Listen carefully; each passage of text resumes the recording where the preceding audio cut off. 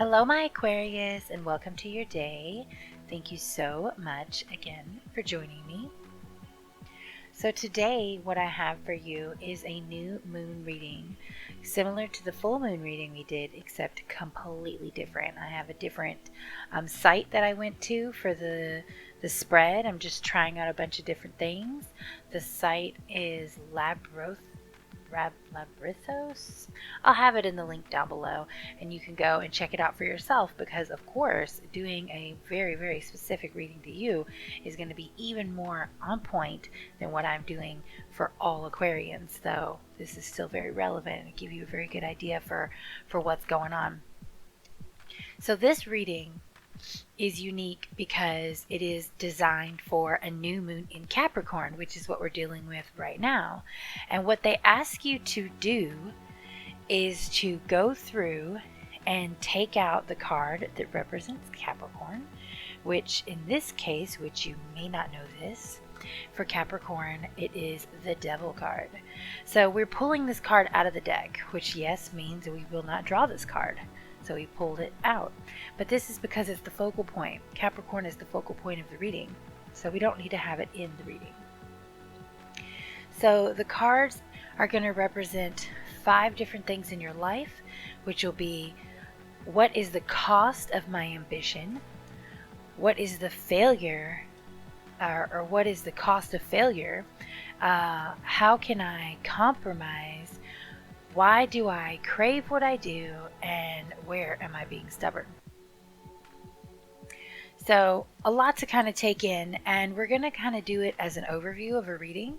As always, I don't like to take up forever and ever for people. I'm still trying to, keep things short and sweet, as they say.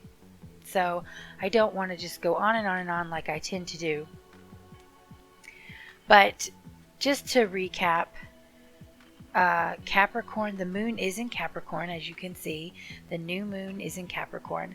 And the reason that this reading is set up the way it is, where it's talking about ambition and failure and compromise and maybe even being stubborn, is because when the moon is in Capricorn, it can give us just a little bit of a tendency to want to be stubborn. Capricorn is a very focused and determined sign, but they also kind of want it their way. They're almost kind of a sign that plays so close to the rules of the book, so to speak, that they very much get a little antsy when things don't perfectly go their way. So we might all have a tendency to feel that way, but specifically with the readings that we're doing now during this sign, these are for our new moon, setting our intentions, getting our goals out there, deciding where we're going to go from here. And we can tend to possibly, right now, select a goal that is a little, I guess a little stubborn is a way to say it. It's where you are trying to force something into existence that maybe naturally doesn't want to flow that way. But in your mind, you feel like this should be, why is this not happening? So I don't want to just natter on and on too much, as I've already said. So what I'm going to do is just get straight into this beautiful reading that we have for you. I think I've covered all the details, the moon, and saying hi. So let's just get right into this reading. You can pretend like I snapped my fingers or something, because if I was doing video, yeah, that's what would happen. So your ambition, or I should say, what is the cost of your ambition? You drew the Two of Swords, and quite frankly, it's very much about balance, but no direction. So your cost of your ambition is a sense that you don't have a clear path. You're so focused on what you want that you don't actually have a solid direction. That's very much just point blank. I'm not even going to go into anything further, because that is what it is. It can cause you to have conflicting feelings towards things, because you're so passionate on moving forward. I guess I am going to go into it a little more, but you're just so passionate on moving forward that you don't have the foresight to understand where the next step is, and so you think everything is a good idea and a bad idea. It's kind of how I'm looking at it. So that was the Two of Swords. So the next one, what is the cost of your failure? And this beautiful card is the Moon. The Moon, in its way, has this, it's all about just going back to like raw animalistic intuition, go with your gut kind of things, and that can be the cost of failure for you in this point, because when you don't have a clear set path, when you're just kind of pushing forward so hard that you don't know where you're going, it's going to cause you to lose your intuition, which is kind of what I was just saying before. You're going to be floundering because you're all over the place. You don't have that instinct to tell you left or right because you have no data to back it up to tell you if you want to go left or right. So when you're too ambitious and you don't have a goal, you don't understand what is a good choice. Your gut can't guide you. You can't follow the Moon. You can't follow in Pisces footsteps and just go with what you know to be correct.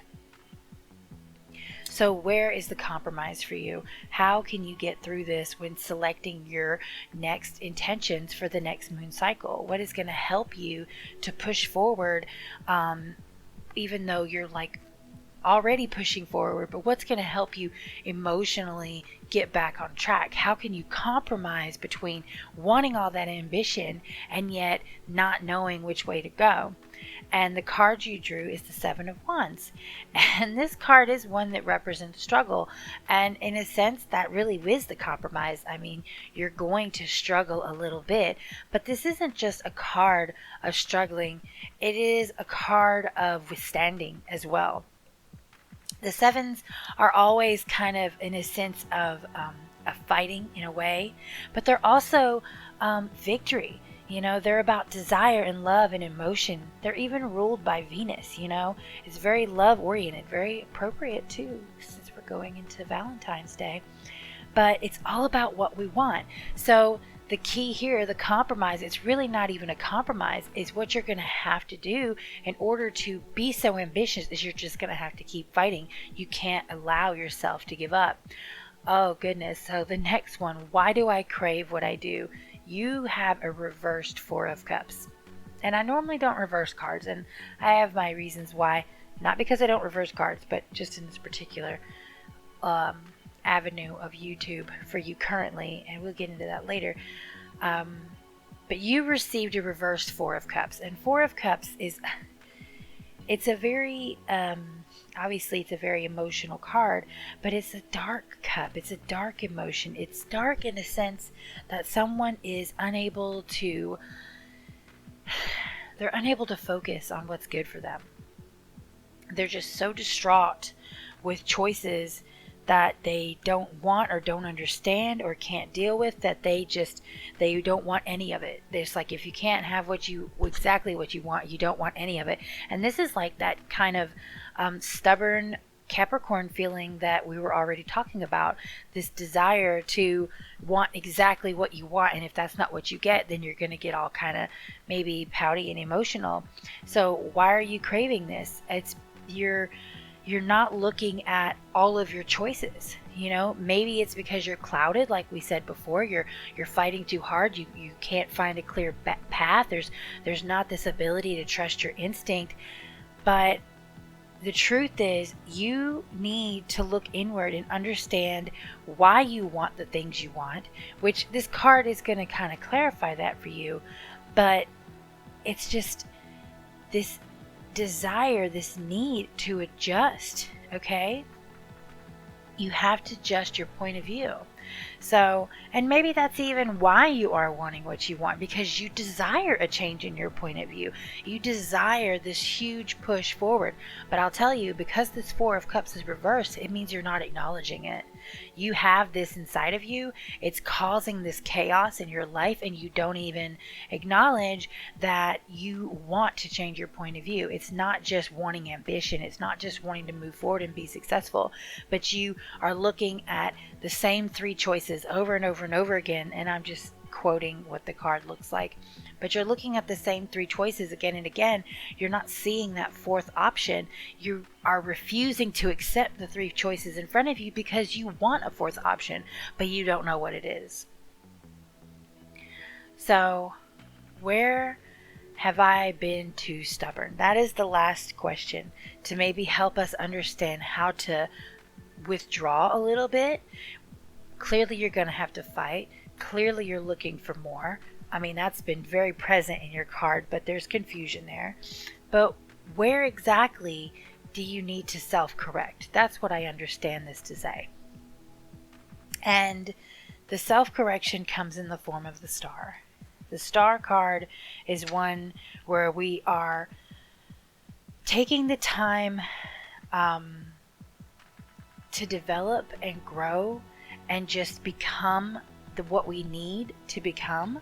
But in this particular situation, it's very clearly saying that you're not giving yourself that time.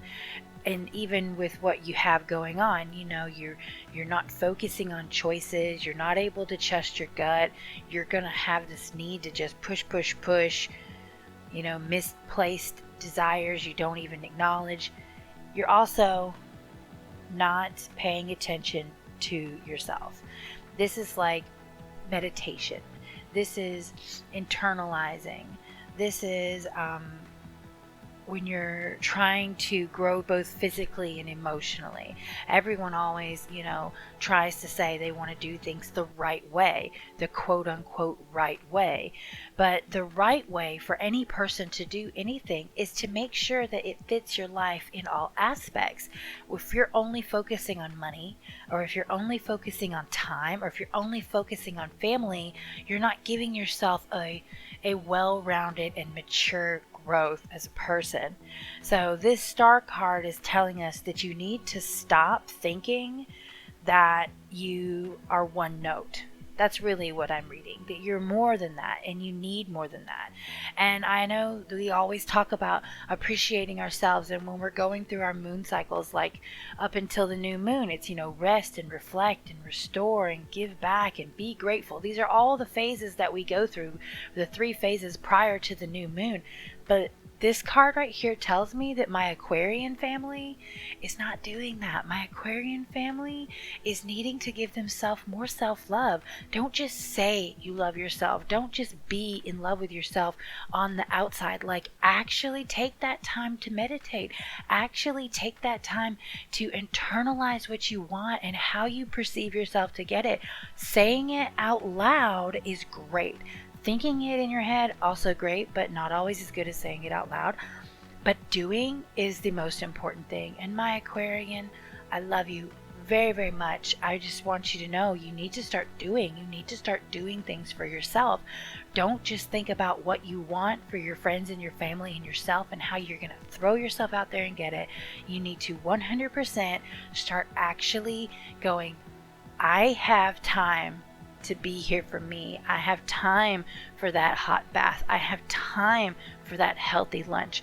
I have time to actually look in the mirror and like smile and brush my hair and do all these beautiful things and take the time to do it. If you're just going through the motions and you're just getting ready and you're just doing this and you're just doing that and you're just going and you're just going and you're just going and you're just going, do you hear that repetitiveness in my voice? Do you hear that stress that I've just generated in relaying to you your life right now? That go, go, go, go. But it's not even fast paced. It's mundanely, aggressively mundane, over and over and over and over. You're not breaking. And if this doesn't resonate with you, obviously, like I said, I'll leave the link. You can do your reading to have it a little more personalized. But if you understand what I'm saying, please, please, please, please, please, my beautiful Aquarian, do something just for you. And start right now by giving yourself a good deep breath in. Let's do it together. Okay, let's just do 3 really good breaths, and I'm going to do a little meditation with you. Okay, Aquarian, are you ready? I want you to close your eyes. Close your eyes and listen to the sound of my voice, all right? And I want you to breathe in and exhale. Breathe out.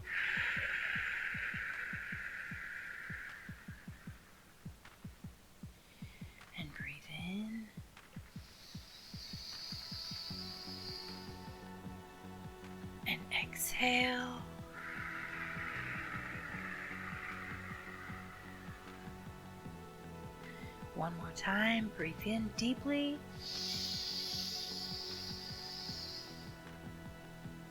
And exhale.